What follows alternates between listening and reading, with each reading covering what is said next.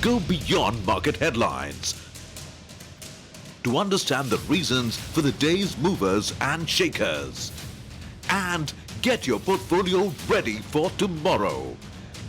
Beaming live from the CNBC-TV18 Motilal Oswal studio.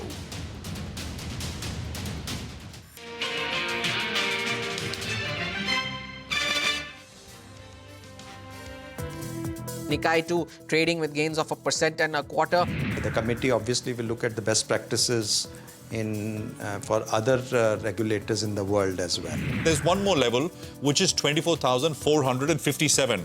That is the high that we saw on Tuesday. It's absolutely flat on the Nifty, 24,340 or so on the Nifty. We're telling investors to buy, so that's been the case since January. The intraday high on the Nifty was actually closer to 24,600. So we've slowly given up gains. Fallen to the lows of the day, though, is JSW Steel, and that is after the Supreme Court verdict rejecting JSW Steel's resolution plan for Bhushan Power and Steel. You can go on a review petition only if there is a fundamentally wrong error of judgment made by the Supreme Court, which I don't think is so in this case. Tariff threats have had some of the biggest companies of the world suddenly loosen their purse strings to pour billions into the US as investment. Pakistan has violated the ceasefire along the line of control for the 8th straight day. Well, we are slightly off the highs of the day, though, but still there is some recovery from lower levels, so it's a neither here nor there sort of a case.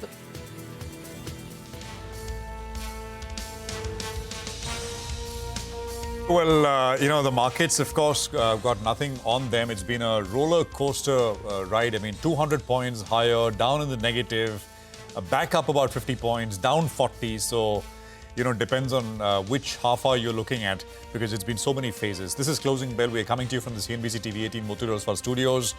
Last 60 minutes of trade today and this week coming up. I'm Prashant. With me, my colleagues Surabhi and Rima here.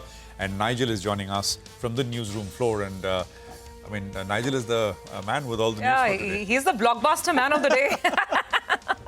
Friday action, Friday factor with Nigel. Lots coming. It's been that sort of a day, right? A lot of news flow, but I think we'll address the big news today with regard to JSW Steel. An absolute shocker, but we'll get into further detail later.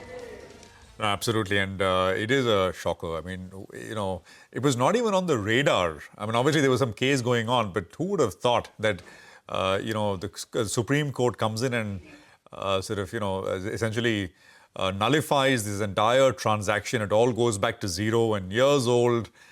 So judicial risk in that sense, right? I mean, one thought that is kind of a thing of the past, but obviously it's not. And really a bolt out of the blue. Stocks down 6% as we speak, and it's a big one. We'll, of course, cover this from various angles. We are going to be speaking with a bankruptcy lawyer, an IBC specialist who will join us in about 5 minutes. And of course, at 3 o'clock, we'll have Abhizar Divanji, and we'll sort of ask him from a banking perspective what this means. Because, JSW paid the creditors when that resolution happened and they got the Bhushan asset. Otherwise, it's very, very stock specific. Market breadth is negative. Some 1,600 stocks are lower, 1,100 stocks are higher. So doesn't look like there's any direction at all in trade today. Rima. Well, as we speak, virtually at the day's low, the Nifty is below or at 24,300. The day's high was 24,600. So from the high, we've given up close to about 300 points in all the intraday gyrations. The mid-cap index is down close to about 0.8%.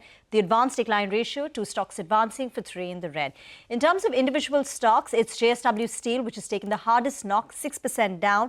Two-wheeler names, X of TVS Motors. So Bajaj Auto, 2.5% lower. Hero MotoCorp has declined by 2.3%. And you've also got cuts in Eicher Motors. All 3 two-wheelers down over 2%. And other notable drags include a Britannia, a Sipley, a Nestle, HDFC Life. On the way up, Adani Ports has crossed the 200-day moving average. The top Nifty gainer, 4% higher. Bajaj Finance rebounds after the fall that it had in Wednesday's trade post numbers. IndusInd Bank too is recovering. As I said, TVS Motors is higher. Maruti Suzuki, good numbers, auto sales numbers for the month of April. And Reliance Industries, the star stock of the week, up today, up every single day of the week, posts the numbers, 9% gain for this week. Absolutely. That's the stock-by-stock reaction, stock-specific reaction. But guys, I have to point out something is shifting in the overall trend. April was a great month for India. We outperformed almost all global markets. But look at the underperformance today. Actually, global markets doing very well. Asian markets closed with gains of 1%, some markets 2%. In fact, just for that reference, we should pull up Hang Seng. Let's see the final close on the Hang Seng. 1.7% up on the Hong Kong market. China, everything. Japan was up about 1%. Europe right now is powering through 1 to 1.5% up on European indices. If you look at the FTSE, the CAC and the DAX, those markets are roaring. The German market's up 1.6%. US futures are higher. So the global markets are doing their own thing. You can say they're catching up and India kind of was, bolting out the door earlier. But the fact is that it's becoming quieter. And Tuesday and Wednesday were just quiet days, consolidation days. Today is a day of volatility, first day of volatility. And that's really showing up in the broader market because on the broader market side, the index is down 1%, but the advanced decline ratio has been negative for the better part of the day. And a lot of the result reactions, Federal, Bandhan Bank, a lot of these reactions have also played out on the downside. But Nigel, the star of the day has to be JSW Steel. I mean, just when you think the market is all about the earnings of the day and you're looking at US and Meta and all from the blue, like you said. Well, that's right. It's going to have bigger implications as well with regard to what goes on from here on. Because for JSW Steel, what happens? They've paid 20,000 crores, they've incurred some capex, and they've used the cash flows as well. They've ramped up this asset from around 2.75 million tons to around 4.5 million tons, and they have plans to take it to around 5 million tons. How does the Supreme Court unwind all of this is going to be a question. And just one more point, JSW Steel's pain could be the other steel companies' gain. And I'll tell you why. Because if in case JSW Steel cannot operate this 3 million ton plant, effective capacity is 4.5 million tons, they're operating it around 3.5 million tons approximately. If this goes out of the system, there's going to be a domestic problem here. There's going to be a bit of a shortage. We have safeguard duty that's implemented on imports. And if you take 3 million tons, 3.5 million tons out of the system, that's talking about 2.5 to around 3% of the total capacity here in India that goes out. So that's going to be very, very important. Will there be some more pain then for the customers? Because steel prices in all probability will go up. It's going to be very, very interesting to see how this pans out.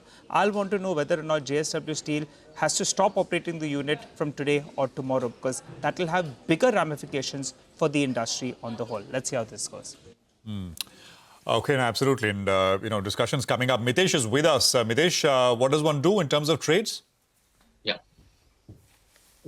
Prashant, so I think, there is a stock called PI Industries, which I think is still looking good in this market. So buy here with the stock below 36.55 for targets of 37.50. And on the other side, a couple of stocks are also turning slightly negative.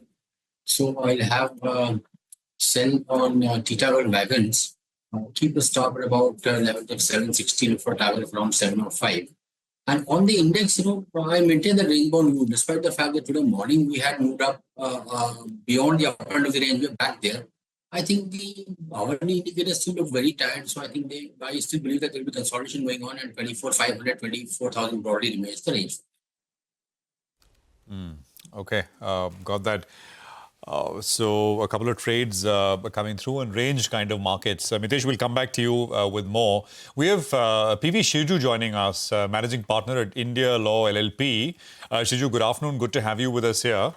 Thank you for your time. I think we all briefly alluded to the judgment from the Supreme Court. As a sort of IBC specialist, Shiju, what is your take on this? And is there any precedent? What happens from here? What does JSW need to do? Does this asset go back to a newly formed committee of creditors? What's the road ahead? Yeah, the initial reaction is quite shocking, but at the same time, Supreme Court has reiterated that also the IBC process should be transparent, fair, and also a timely implementation of the plan. These are the basic principles of IBC. So Supreme Court has reiterated that. As far as the whole plan is concerned, the major problem, the Supreme Court has stated that, I have not seen the judgment yet, but it basically does not comply with the legality provisions under the IBC, and also it does not process, it's not a fair or transparent process, and also not providing for a timely implementation of the plan. Only the reason for that, because of the use of the optional convertible debenture route, which is not bringing the money upfront instead of an equity infusion. That is the major reason. And Supreme Court, it looks like, came heavily against the resolution provisional and CUC also. So the next ground, yeah, it's very challenging. The whole process has to be revamped. And as far as the JSW is concerned, court clearly stated that it's going for a liquidation. So a liquidator will be appointed, a new liquidator will come into play. And basically, he has to put the company through liquidation. So yeah, JSW is not going to get the assets directly. Only through a liquidation process, anything is possible. That is open for everyone. But Shiju, what happens to the sunk costs, the investments that JSW Steel has already made in Bhushan?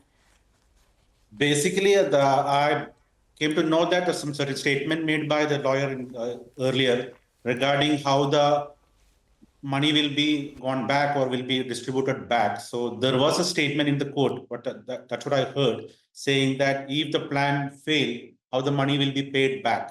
So it will be clearly written down in the judgment. Siju, what happens in the interim? From today onwards, JSW Steel will have to stop operating the unit? See, basically, since the plan is under the implementation schedule, there will be a monitoring committee already. So the monitoring committee will be continuing till the liquidator will take over the company. Okay, so that means the plant continues to function, right? According to what you expect? Not the plan. The company will be kept as an ongoing concern as of now by the monitoring committee. Maybe a resolution plan may be a part of it. Generally, resolution applicant is also a part of the, not applicant, resolution provisional is also a part of the monitoring committee. So till the liquidator takeover, the company will be kept as an ongoing concern. Then liquidator will come into play and he has to sell the assets now. In the CIRB process, the company is sold as a going concern altogether. Now he has to sell the assets of the company, which is even the plant. And JSW Steel, and when it comes in for liquidation, JSW Steel can be one of the participants? It can be one of the participants. There is no, because it's there is no disqualification as such. It can participate. Interesting, because the company does roughly 3,000 crores of EBITDA, and it could be valued at 21 to around 24,000 crores, very, very roughly. And they have already paid 20,000 crores. So, they could be best favorably placed if in case they are allowed to go ahead and bid for this unit. But it's unclear about how they get, how much of the money they can get back and how that is worked out. Guys, you want to take over? Shiju, I just had a question. Even before we talk about the liquidation process starting, wouldn't you expect JSW to file a review petition? Do you think that route would be open? And since you're saying the problem seems to be using these optionally convertible debentures and not bringing in equity upfront, could that be a possibility that the company says that, okay, we'll bring in the rest of the equity upfront and, please review this judgment? Would you expect that? See, basically, review petition is on a very limited ground. Okay, it cannot just go and say that we'll bring it upfront. It can only go for a review petition on the same bench, saying that there is some apparent error or some technical mistake or some new facts. So review petition ground is very limited, that perspective. Yeah, I believe that the JSW will try to go for a review, but a very limited ground for review. Would you be, are you a bit surprised, Shiju? I mean, the market absolutely is shocked. So would the business fraternity be, because this was all done. I mean, it was approved at the NSE LAT, it was approved by the company of creditors, the money had come in, the plant was up and running.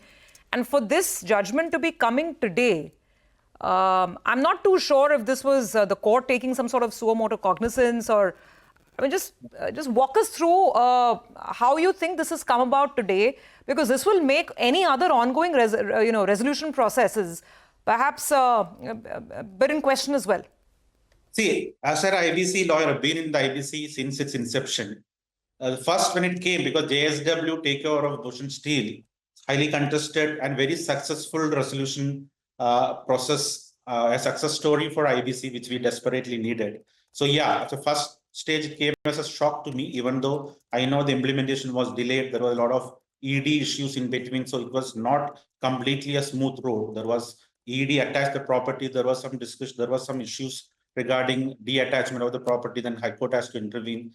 Issues were there. So, however, Supreme Court striking down the plan, the first reaction is shocking. But at the same time, I would not completely shocked also, because at a later stage, when I think now, because see, the IBC is not like your M&A transaction where you structure the plan like a real M&A transaction. So it has to be clearly a transparent and timely mechanism where a fair and equitable treatment and a quick resolution is provided. That's what the sole purpose of IBC. So when you do a lot of structuring like through OCD, debentures, such instruments, a lot of uncertainty also kicks in. So that is one of the reasons IBC struck down. So in future plans, when you structure, so the participant would be more careful to make sure that the instruments and the structure is very easily and transparently and fair. Are you, Shiju, are you sure this is the reason? The OCD? The reason OCD is one of the main reasons because of the Supreme Court. See, basically there are two reasons. One is OCD, then there is delay in implementation. But I have noted that Supreme Court stated that NCLT and COC should not have approved the plan.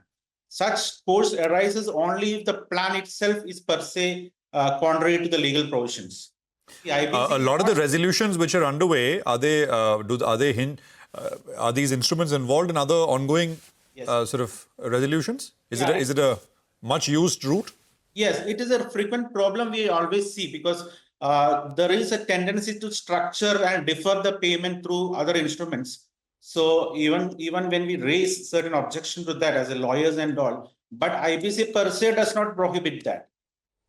But I think this now sets a precedent, right? Yeah, it'll have to be.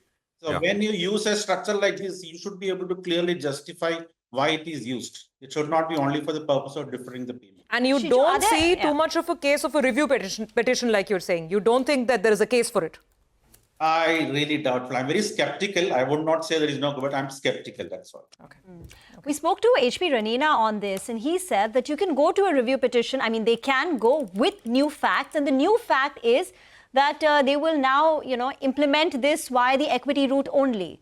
So they said the review petition on existing grounds is not possible, not legally tenable. But if you change the facts, that is a new method of completing the transaction that is pure equity as was earlier planned, then they can go ahead with a review petition. Just one final question, Shiju. Are there any other instances where the implementation was not executed as per plan or within the stipulated timeline? Is there any other case which could face a similar fate? There are many plans. There are a number of plans which are really delayed. A lot of sleepless nights then, I think, within the legal as well as in the business fraternity. I mean, these ongoing IBC resolution cases that are going on. Thank you very much, Raju. Very, very helpful perspective on this. And let's see what the next couple of weeks bring on this matter. That's JSW Steel, landmark judgment today from the court, striking down the resolution of Bhushan Steel. I think we have Prakash Diwan with us. Prakash, we spend a lot of time on this because it's been such a big story. Now, if you were a JSW Steel holder, this has just hit you like a bullet from the blue. What should you be doing? Because you're suddenly down 6% in one day. Yes, Sylvie. And in all fairness, this is something which, it's been too late, too delayed in terms of whatever the verdict is, whatever the, identification of discrepancies that has been explained. My sense is there will be a review petition for sure, and there will be some grounds, middle ground on which there will be a resolution that would probably come at some cost, of course, at some cost, because the company will have to meet up with whatever, discrepancies that they've been talked about or they've been asked about. But remember, they've already incurred a lot of expenditure. The plant's already running. So liquidation is something which is not going to work very well. And it sets a very difficult precedent for others to kind of, look at some of these larger transactions. So I would believe this will be painful. And then probably the stock would get into a little bit of a cold storage for some time, not do anything much. And if there is anything, it would only be negative. But I don't expect some sort of a bounce back. So, no point catching a falling knife here. People who have it will have to look at it from a longer term perspective, because when the deal happened, there were certain salience that came in terms of incremental capacity at a particular cost, which seemed very attractive.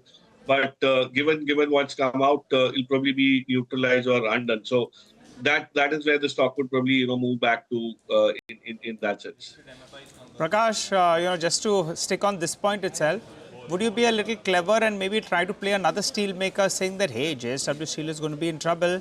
They have been the preferred name. They traded very high valuations. If money is not going to flow there, and if in case this unit is shut, it could create a bit of a scarcity, which in turn would result in higher prices. Do you think that's a possibility? Then you would maybe look to play SAIL or play Tata Steel? Yes, certainly, Nigel. That's the second order thinking that will be very effective. Remember, 3.5 million or 3 billion tons, and then there was plans to enhance it to about 4.5. So, definitely is a bit of a vacuum in a market which is definitely looking at adding on consumption. But I don't know whether, it's just going to be pricing that will get so badly impacted. Even the government would not want, steel prices to kind of generally be increased, just because of this shortage that's been created. But anecdotally, we've seen other players do end up having this much simpler, much more smoother way for, at least their output to get consumed. So from that perspective, Tata Steel, Steel Authority, good balance sheets, are doing the right things. I think SAIL is undervalued from a even if you take this opportunity aside, even from that perspective, it's available at very decent, valuations. And the replacement cost itself is so high these days that some of these stocks are like, some of these OMCs where you may not see great revenue and profitability, but on the sheer replacement cost basis, some of these at 115 SAIL is definitely very attractive. So you will see money coming in, but it probably might take a few days, a week or two for that to happen. It might not be just an immediate move that people move out of JSW and then straight away latch on to one of these. But yes, it makes sense to have that arbitrage trade. Prakash, in the two-wheeler pack, TVS Motors has stolen a march over the others, literally separating the men from the boys. Today, you've seen correction in all the two-wheelers barring a TVS Motors, and strong number, 16% year-on-year growth. In the two-wheelers pack, would you continue to bet on TVS Motors or any others looking attractive now? So, Rima, two-wheelers has been a bit of a sideshow, thanks to all the news flow around EVs, four-wheeler EVs, and the Teslas of the world coming in and all. We've seen that two-wheelers kind of got neglected. There are very few brokerages who have positive, views on two-wheelers by and large.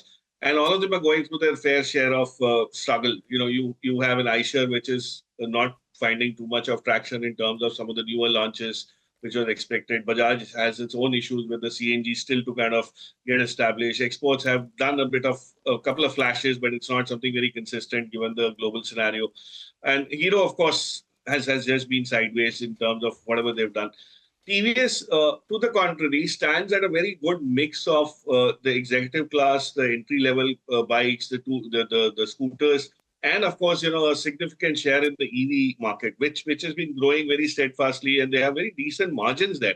So it's one of those few companies that is being profitable while upselling the electric portfolio as well. So I think from that perspective, it does outshine some of the other boys. But whether you want to put more money into this, I would, to be honest, I would wait for the monsoon and some sort of a pickup in numbers and demand that tells you that TVS will start doing well in the segments that it is. And then it will probably be worth it. Till then, you might have a superiority that brings in some premium on the valuation, but it might not last too long, given the overall scenario for two-wheelers still being a bit subdued. Okay, all right. Got that point. Prakash, thanks very much. You have a good weekend. And let's see, come back to the markets next week. We'll have to take a very quick break. But before we take that break, here's some good news. Network 18 beats Times Internet to become the #1 news publisher on Comscore. News 18 races past the Times of India to be the #1 news brand in the country. That's not all. At the Social Plus on platform leadership network levels, Network 18 is the runway leader as per the Social Plus MMX Comscore report for March 2025 with 315 million unique views, which is 55% more than the nearest competitor, Times Internet at 202 million. News 18 also races ahead of Times of India in terms of Social Plus Max MMX cumulative reach. News18.com overall clocked 251 million unique views to beat the Times of India overall with 183 million unique views as per the Comscore report for March 25. As per Comscore social media metrics report, Network 18 is 2 times bigger than the nearest competitor with a 54% reach within the 389 million overall social population. And speaking about Indian languages, in terms of Social Plus MMX cumulative reach, News 18 Indian Languages is the leader in the category with 182 million unique views as per the Comscore report for March 25.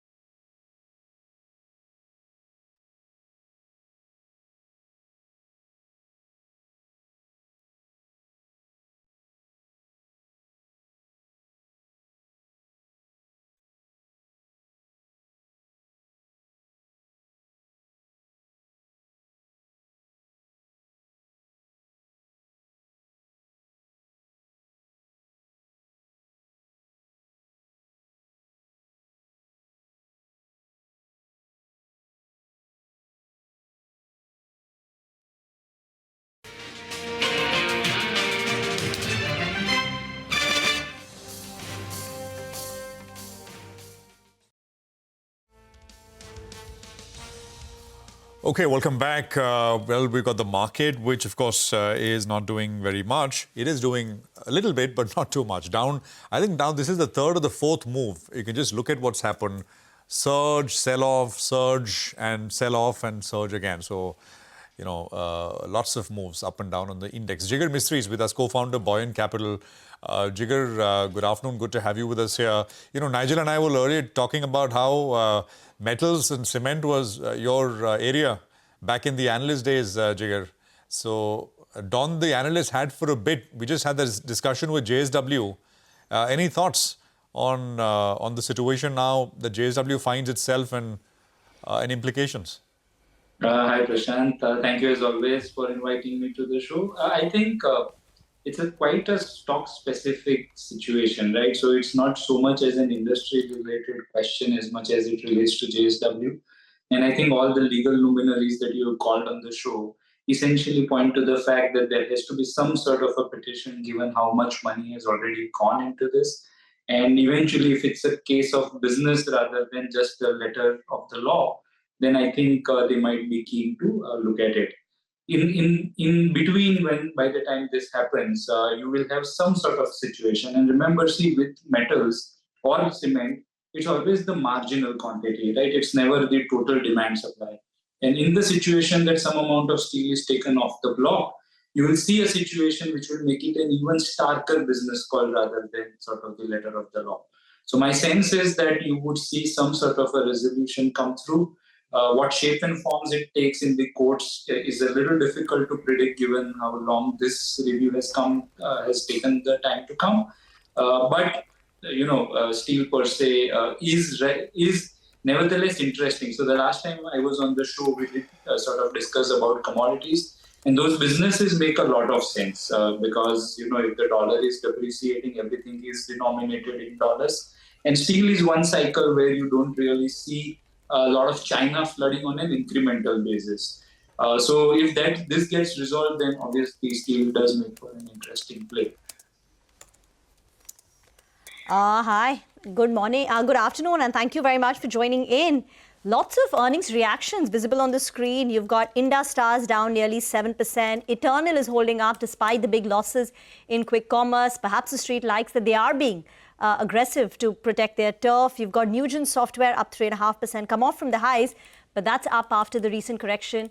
In the earnings that we've seen today and over the last 48 hours, which one has been the pick of the lot? Right, Rima. So sort of see, as an overall general sense, I would say that earnings should start improving over the quarters, right? So the way we used to do this even during COVID, we used to see like not a FY20 drop and a 21 pullback, but the way we used to see, FY19 over 21, I think a very similar situation will go in the earnings per se.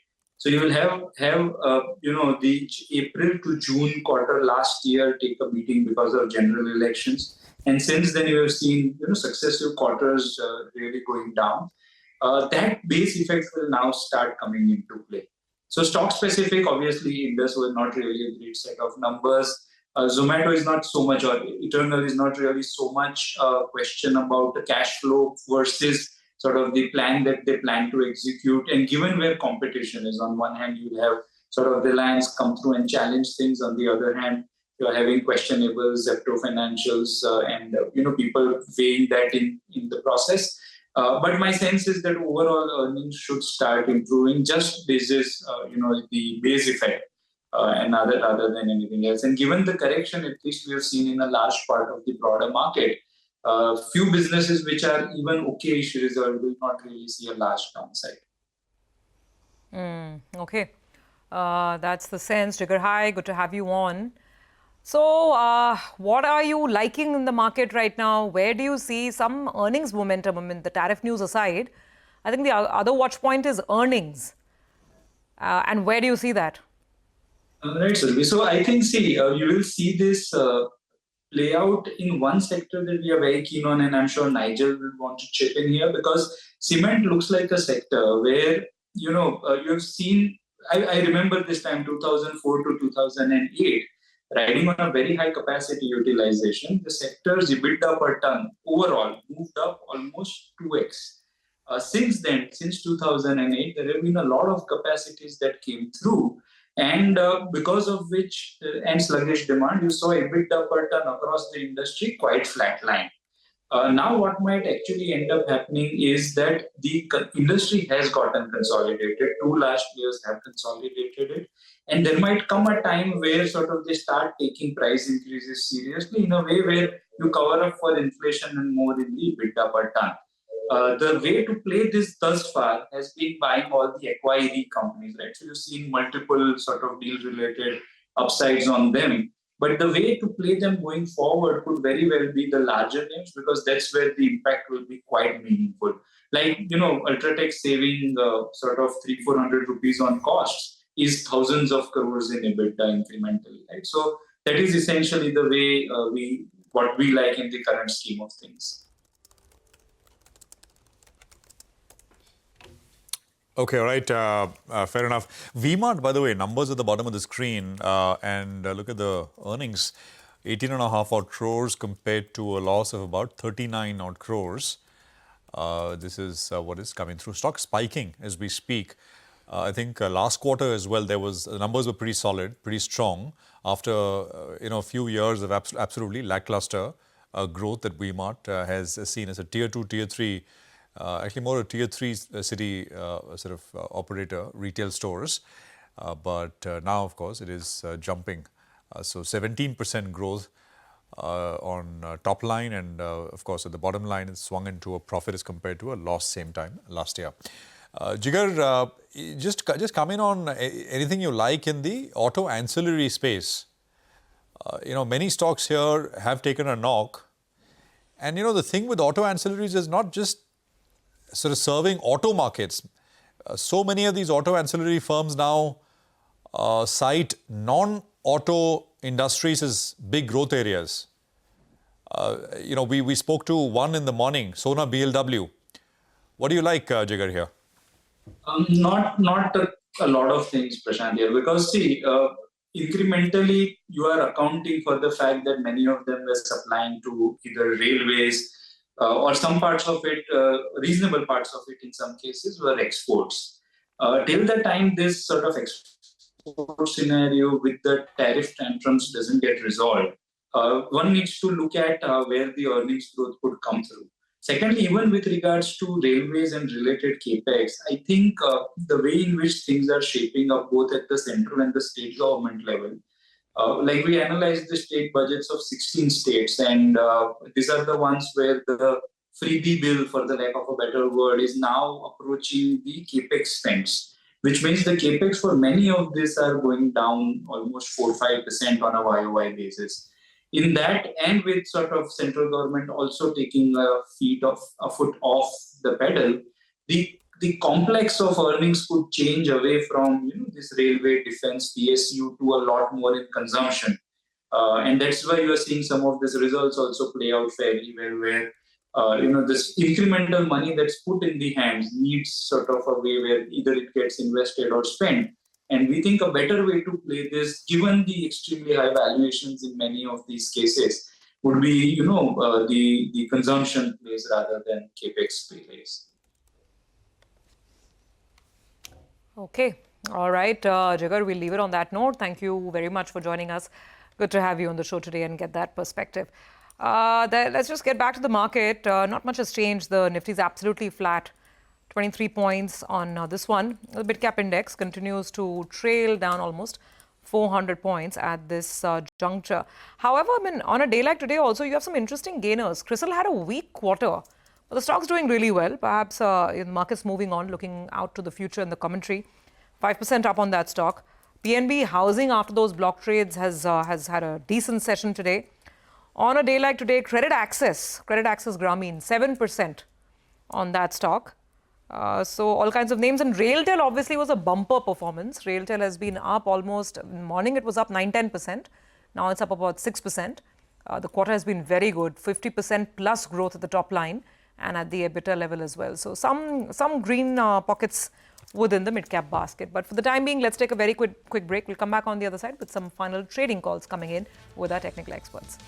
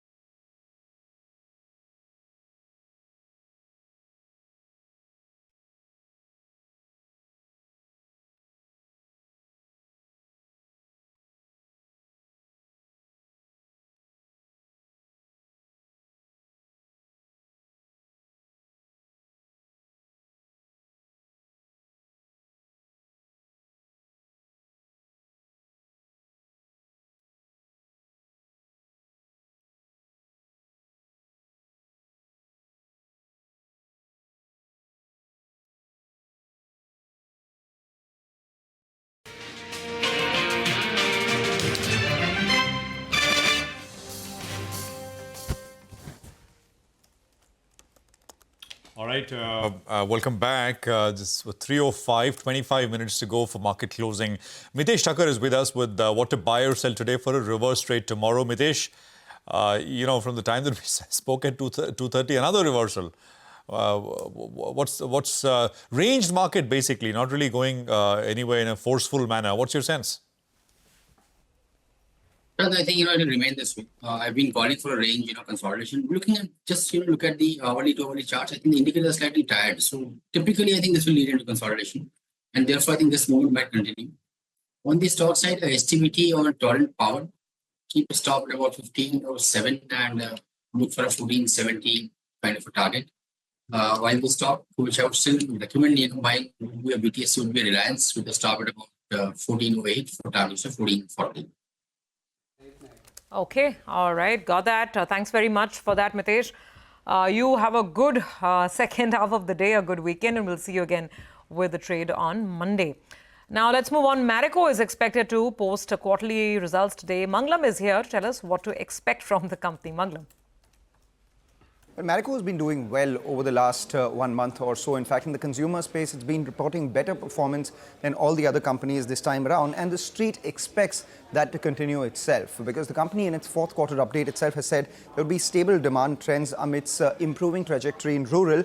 And they expect consolidated business at low double-digit growth, along with India business posting a sequential uptick in underlying volume growth. They expect marginal growth in operating profit, and that's something that the street has adjusted itself for, given the high prices that we've seen in copra. So overall revenue growth seen at 17%, close to around 2665 crores. The EBITDA grows just 4%. That means a margin dip of nearly 200 basis points, and the net profit grows around 5%. The number you're looking at is 335 crores. What the street is working with is a mid-single-digit volume growth, anywhere between 5 to 6%. This is largely in line with what the company reported in the third quarter itself. Parachute coconut oil saw some transient sluggishness in volume, so the management is positive about the next year. Saffola did well, and value-added hair oils also exhibited gradual improvement. That was a piece in their business which wasn't doing particularly well. That is showing some sort of improvement. Thank you very much for that. Marico numbers are today, but State Bank of India's Q4 numbers will be out tomorrow. Abhishek joins in with the key expectations. Abhishek. Well, Rima, analysts expect the NI growth rate on a YY basis to be one of the lowest that you are seeing in last 5 years or 20 quarters. So the key things to watch out is that the business momentum on deposit growth may be below the industry levels. So Motilal Oswal estimates deposit growth of 9.15% YY and about 2.7% sequentially. Advances growth rate to remain healthy. Again, Motilal Oswal estimates advances growth of 13.24% YOY and about 4.75% sequentially. Net interest margin, that can come under pressure both YOY and quarter-on-quarter. So Kotak Securities estimates a net interest margin decline of 34 basis point YOY and about 12 basis points sequentially. Now, operating profits could come under pressure given the fact that treasury gains would be missing. Again, Kotak Securities estimates a decline of almost 30% YOY in operating profits and about 14% sequentially. Slippages, they can remain stable or improve sequentially. That needs to be seen closely. Recovery and upgrades will be on the lower side, so watch out for write-off, which can actually aid the gross NPA. So gross NPA as per Motilal Oswal is estimated at 1.96% versus 2.07% in the previous quarter. So asset quality can remain stable or improve sequentially. Watch out for management commentary with respect to business momentum going ahead, net interest margin, as well as fundraising and ROE target that they have. Our polls suggest NI growth of just 1.9% YOY. We are working with a profit decline of more than 17% on a YOY basis. Back to you. Kotak Mahindra Bank, what are we expecting? Well, again, for Kotak Mahindra Bank, the expectation on NI weakness will persist as, analysts have done with SBI. So Kotak Mahindra Bank, the NI growth on a YOY basis could be at 14-quarter low, while the PAT could decline the highest in last 20 quarters on a YOY basis. A key thing to watch will be the business momentum. That will be the key. Deposit aggression has been seen with large private banks. So will Kotak Mahindra Bank to sustain it or not, that will be seen closely. So deposit growth and loan growth as per Motilal Oswal is estimated at 5.5% YOY and about 6% YOY for advances growth. Net interest margin can decline YOY but remain stable on a sequential basis. DAM Capital estimates net interest margin to be at 4.93% versus 5.28% in the same quarter last year. You need to watch out for the low-cost deposit momentum with other private banks. They have gained, CASA ratio on a sequential basis. So whether that will be seen in this result or not will be seen closely. Last quarter, their CASA ratio was at 42.3%. Slippages can remain elevated, especially from the unsecured portfolio, which can cause pain, and personal loan slippages may taper off in this quarter like we have seen with other private banks as well. Asset quality too remains stable. Motilal Oswal estimates gross NPA ratio at 1.5% versus 1.5% in the previous quarter. Management commentary and outlook will be an important factor to watch out with respect to business momentum and credit costs going ahead. Our polls suggest NI growth of just 7.6% YOY, while we are expecting the profit to decline by nearly 9.5% on a YOY basis. Back to you. Thank you very much for joining in. Anand Tandon is now joining us on this last leg of the show. Anand, thank you very much for joining in. Very, very choppy for the markets. Last two trading sessions were quiet. But today, the mid-caps are giving way. The advanced decline ratio is negative. Your thoughts on the way markets have underperformed globally? There is that, Pahalgam angle as well, which is localized, and that could be a headwind for the Indian markets vis-a-vis the global peers. But how have you approached markets and the way the earnings season is panned out? I don't think the market is paying too much attention to Pahalgam right now, because the rally in the recent past has actually been better than what would have happened if one was worried about the geopolitics. I would argue that at this stage, because the rest of the markets around the world are doing a little better, probably because of the assumption that President Trump is going to kind of step back from the most extreme views in terms of tariffs. So they had performed rather badly, and therefore, now that the assumption is that some of that is not likely to happen, and they may also perform better from here. I guess that you are seeing a little bit of reallocation from the Indian markets. I don't see any major change in mood at the moment because of geopolitics. Okay. All right. Just stay on. We'll come back, Anand, with some more questions in a bit. But let's revisit the big story of the day. And that is, of course, JSW Steel and the big blow that's coming from the Apex Court, considering the resolution of Bhushan Steel has been struck down. Abhizir Devanji, founder at Neostrat Advisors, is with us. And he's watched a lot of this over the course of many years and decades. And I remember, right from the time the IBC law was framed, Abhizir, we've been having these conversations. So what does this really mean, and where does it leave things? We all know that this use of optionally convertible debentures, this was not viewed favorably by the court. But shouldn't the company of creditors, or shouldn't the NCLT or NCLAT have struck this down at an earlier phase, at an earlier stage? It should have, but I don't know where in the law it says that all of the funding needs to be done only by equity, first of all. I think this is the first for us. And imagine 2016 is when the law came in, and rightly so, we've been talking since. And we are now 8 years on, and we still haven't cleared everything on the interpretation side, which is shocking, if you ask me. So the new interpretation now is that you can only use equity to fund a resolution plan, which is absolutely incorrect, in my opinion. Because if you look at the IBC Act, it says that you can fund it. You can even lever the assets of the corporate debtor, as long as the equity is owned by the resolution applicant. So in this particular case, the resolution applicant did own the equity. And we are now saying that optionally convertible debentures, which in every form is debt, is not an acceptable mode of funding and should have been all equity. Abhizir, we just spoke with the partner at India Law LLP, bankruptcy IBC specialist, who've been sort of with since the IBC was introduced. Shiju, I don't know if you know him. His point was that he made this point that under IBC the resolution is not like. It's not his view was that it's not restructuring. You're not putting together an M&A transaction. It's not supposed to be. At least that's not how it was meant. So how do you view that? It's a resolution. So IBC as a law says that we are not doing a restructuring, but we are doing a resolution. What that means is that we are not effectively restructuring the debt of the company. You have to restructure the debt of the company because that's the reason why a company is in NCLT. But what they're saying is this is not a recovery. This is a resolution. Resolution means you're keeping the enterprise stakeholders intact. What does that mean? You can reduce the debt, which most people have done, by the way. That's the reason why we have haircuts on privacy. You can retrench people. You can reduce operational creditors. You have to correct the balance sheet of the company to be able to revive the company. That's the sole intent. Now, as part of correction of balance sheet, if we are changing the capital structure of the balance sheet, that cannot be not allowed. You cannot say that I will only equity fund it. Okay, now... And where is the interpretation coming from, Abhizir? Because, from what our court reporter, what our colleague told us, was there were two major issues that the court had with this. One was the use of these OCDs, and the second was the delay in implementation. So if the IBC law never explicitly stated that resolution will only happen via full equity, then where has this issue arisen from? So that's really what one needs to understand in terms of seeing the real judgment.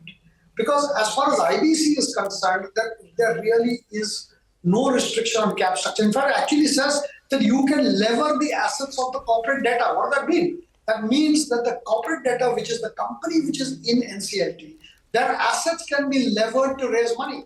So, by the way, if you look at what DHFL did, DHFL, the owner, Piramans, who bought the company, did take leverage on their balance sheet, which ultimately moved into the leverage of the corporate debtor's balance sheet because they merged the two companies. So effectively, what has happened? Effectively, in those resolutions also, we have gone and levered the assets of the corporate debtor. So there is precedent of leveraging the assets of the corporate debtor. What is an OCD? An OCD is a form of debt, by the way. Optionally convertible debentures, even in law, is classified as debt. It is not equity. Now, if it was permanently, it was compulsorily convertible debenture, it would have become equity. So now if debt is allowed to be levered, to be taken on the corporate debtor's assets, then I don't see on plain read where is the issue. We'll have to look at the judgment, as you said, Abhijit, and that will give us more. But now, this is as things stand. What is it? I mean, what happens from here? There are lots of banks involved, exposure. They've been paid money. So what happens operationally?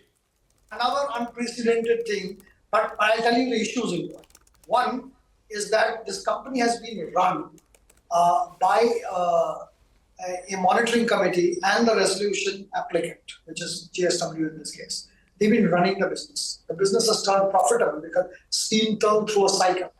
Now they will say that, well, whatever the profits earned during the period is ours. Plus, there is the cost of what we put into the company. There's a cost that will be earning some kind of interest to us. Then what happens to the process now? If you put it in liquidation, just by the way, you will realize lesser value than what you realize under a resolution process.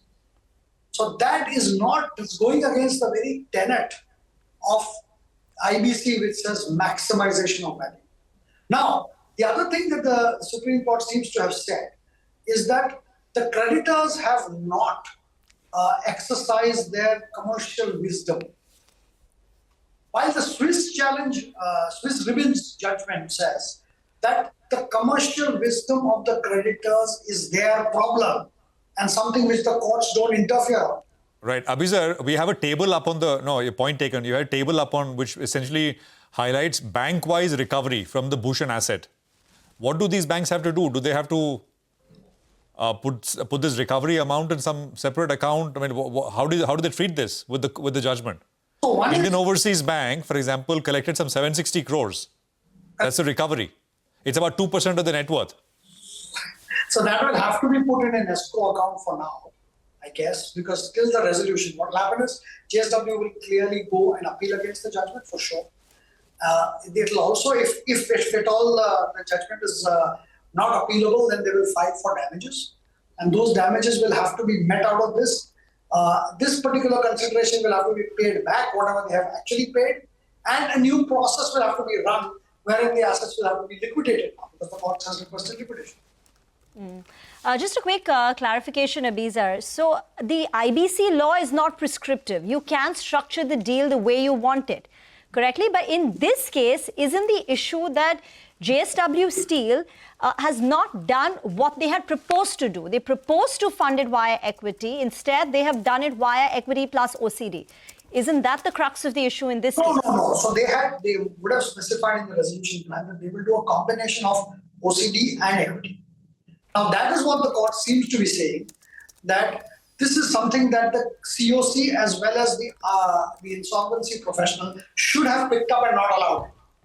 So ab initio, this resolution plan is not valid. And that is why they have said that, of course, the other reason being the delay. But the delay was also on a lot of other things. For example, Section 32A came about to basically give an exemption from ED acquired assets, which is basically saying that any assets which is encumbered through any other process against the promoter is released to a resolution applicant. So those kind of questions are also there. So I think that the delay has happened because of matters being sub judice and certain matters being resolved in the courts. So that is one of the reasons of the delay. The other reason of the delay, of course, is the other reason of the rejection is the capital structure, which the court seemed to have objected to, which we should look at the court judgment to figure out exactly where they opposed it.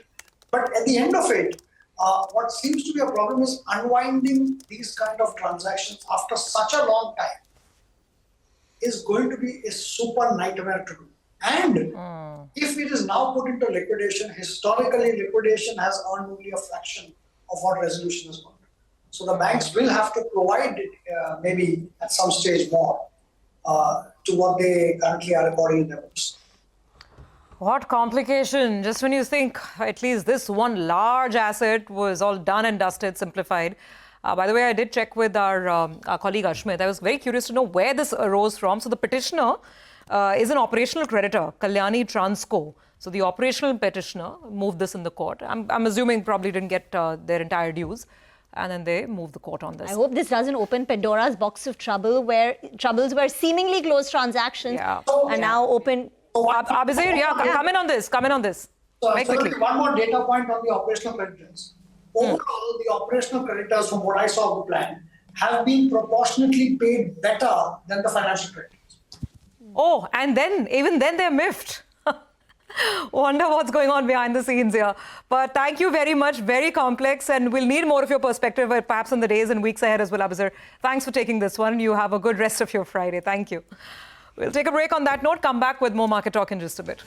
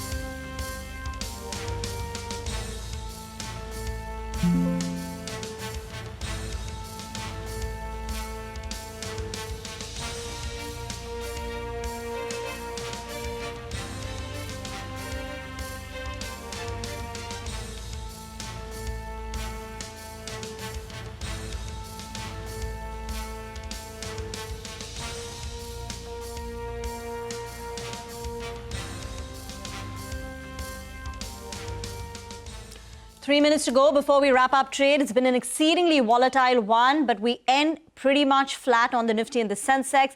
The mid-caps underperforming, negative advance decline ratio. For the week so far, the Nifty is up 1.8%. The mid-cap index is just up close to about 0.2%. So that's the tally as we close out this week. In conversation with Anand Tandon. So Anand, based on the earnings that we've seen so far, where would your preference lie? Have you been purchasing any stocks? I don't think the overall strategy of the portfolio could have changed very quickly, given the fact that most of the earnings have been a little tepid. So if at all you're still anticipating how much kind of degrowth from what the analyst estimates, you should be factoring in for the next year. The only thing you can say is that it is not looking as bleak as it was, let's say, a month ago. But at the same at the time when the US decided to impose tariffs, but it is not going to be back where it was. So actually, you will have a slight slowdown in the overall economic growth of the world. So the changes that will happen will take a while to go through, because you are already seeing a 70% drop in container traffic going to the US, for example. It will take at least 3-4 months for that to come back, even if everything were to go back to normal. So this year is pretty much a washout. You have to look a few years ahead. So I think the secular trends are what you should be looking for.